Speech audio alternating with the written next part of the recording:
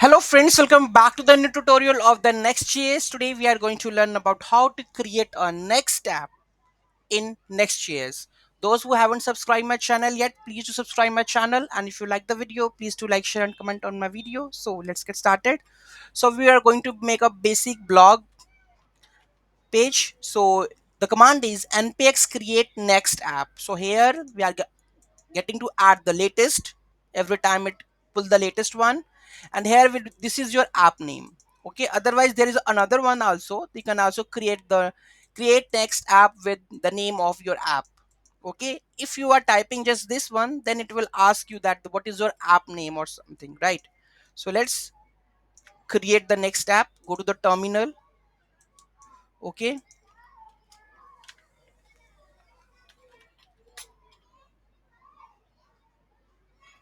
clear. I'm in the folder of next. Paste this command, hit enter. Okay, there is a 14 version of the next. Yes. Directly next is block contain the file could conflict. Okay, so let's make another one. Next.js. Next.js. We can add block types. Block page. Okay, because I think the next JS blog is already there. So you want to follow the TypeScript? Yes. Would like the ES lint? Yes. Tailwind CSS? Right now, no. Do you want like the source directory? No. App router? Yes. Customize the import alias? No. Now you can see it will create a full-fledged next app. Let's have a look.